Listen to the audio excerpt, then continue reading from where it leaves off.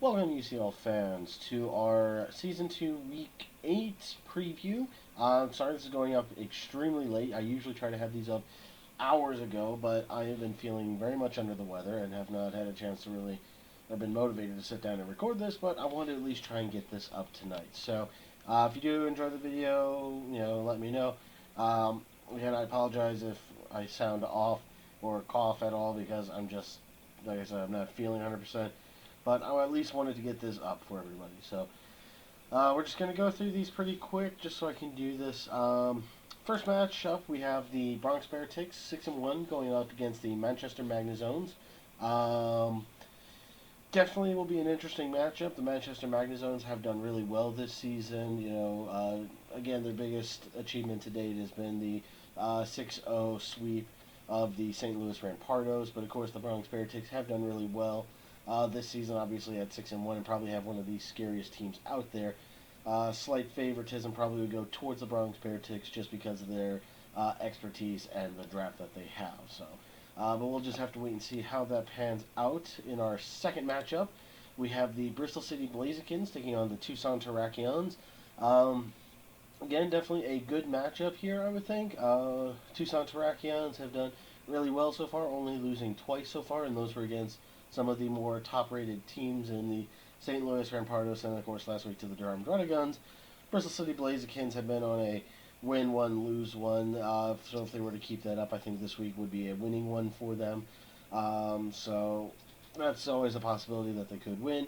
Definitely will be an interesting match. Best of luck to both teams going into the match. Matchup number 3. We have the Grand Canyon Greninjas at 1-6 taking on the St. Louis Rampardos, who are 4-3. St. Louis Rampardos, of course, have gotten off to a very shaky start, winning only one of their first 4 games, and then have been on a 3-game winning streak as of late. Grand Canyon Greninjas have a very good draft for the most part, minus the Dedenne that they have, but have not utilized it properly. Now, it seems that the coach of the Grand Canyon Greninjas likes to bring very unique and different style types or like matchups than what you would normally expect to bring for it, because it makes him unpredictable for it. But what makes him unpredictable also gives him a higher chance of losing as well, because it's not going with not utilizing their mons to their fullest potential for it. So favorite here goes probably towards St. Louis Rampardos just because of the battling experience versus the Grand Canyon Greninjas on it. Matchup number 4, we have the Durham Dragons taking on the Long Island Rockies. Definitely an interesting matchup. Again, Durham has had really a lot of success so far. Of course, 6-1, one of the top-rated teams because they were the only ones so far that have defeated the Real Marill. But I believe they lost to, I think it was, I can't remember who they lost to. I think it was I'm trying to think back. I can't remember who it was they lost to. You'd have to go back and check out my video from their first loss on it. But Long Island Rockies, not off to the greatest of starts at 2-5. Would like to see them pull ahead a little bit more. They are a really good team, but Durham Dragons, I think, will have the edge in favor just on the bulky battling style of the Durham Dragons in general. So, moving on to our 5th match, we have the Toronto Togekiss taking on the South Beach Slow Kings. Toronto Togekiss, of course, 3-4. South Beach Slow Kings, 2-5. Hax God versus Sensational GP. I mean, let you come up with your own assumptions on that one. I would probably put a little bit more favoritism towards the Toronto Togekiss because they do have a little bit of a better draft, I feel, than the South Beach Slow Kings, or at least they know how to utilize the mons that they have at their disposal a lot better than I believe the South Beach Slow Kings do on it. Not saying that they have a bad draft, they just haven't utilized the proper mons in the right way for them. Moving on to our 6th matchup, we have the Newcastle Needle Kings taking on the Philadelphia Alligators.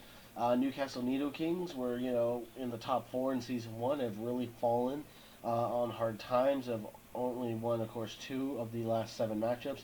Philadelphia Alligators, the one that's, they started off, they were decent last season. They weren't necessarily a, high-ranking team, but they were decent.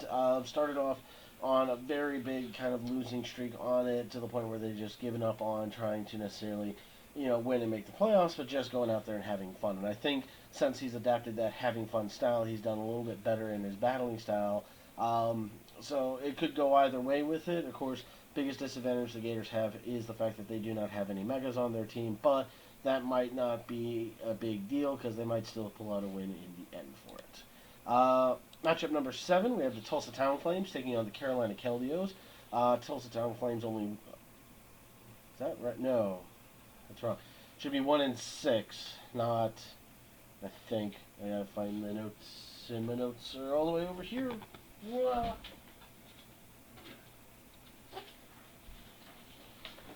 Whoa. I'm back. I'm pretty sure it's supposed to be... Yeah, they are 1-6 on that. I have to check my notes from my last thing. Like I said, I'm sick. I don't care if I get all these right on it. They're 1-6. Tulsa Town Flames. Carolina Kaleos are 5-2. Probably more favoritive match for the Carolina Kaleos. They have done really well this season. Of course, they did have their loss last week. I think it was to the Toussaints, so which was kind of surprised because they've done so well so far. They were usually in like the top, like somewhere near the top of the rankings for it. Tulsa Town Flames, you know, 1 week they didn't even compete because they were out of town and didn't have a chance to prep or anything for it. We'll have to wait and see, you know, if they want to get into this more. I mean, this is, of course, a league for fun, so if they go, you know, 1-14, I don't think they're going to care all that much as long as they're having fun, which is the point of this whole league anyway. Moving on to our hype match of the week. Our hype match of the week, we have the Marill, who are 6-1, taking on the Pittsburgh Peaches, who are 5-2. Definitely an interesting matchup. Of course, the Marill only loss so far has been to the Durham Guns, and of course, part of it was they played at 1 o'clock in the morning at his time for it, and then he just did not prep properly for him. Pittsburgh Peaches, of course, are a team that a lot of these coaches will sometimes go to help with team building on it. Not every team does, but a lot of the other teams that have been doing really well this season. So it'll be interesting to see how this will pull out for it. Of course, the mega on the Marills will definitely wall. At least I believe the... excuse me, just out of it right now. The mega from the Pittsburgh Peaches, the Mega Lopini versus the Mega Latios. So it'll definitely be an interesting one for it, but he has proven that he doesn't necessarily need to bring the Mega Lopini to secure a win on it, or at least, you know, he'll do that to, you know, kind of throw his opponents off, you know, because he brought it so many times. He'll maybe not bring it, maybe he will. We'll have to wait and see with it, but that's going to be the matchups that will take place tomorrow. Again, sorry for this going up extremely late. I've just been really out of it all day and haven't had the, you know, motivation to sit down and actually do a recording. So if this isn't, I was going to even try.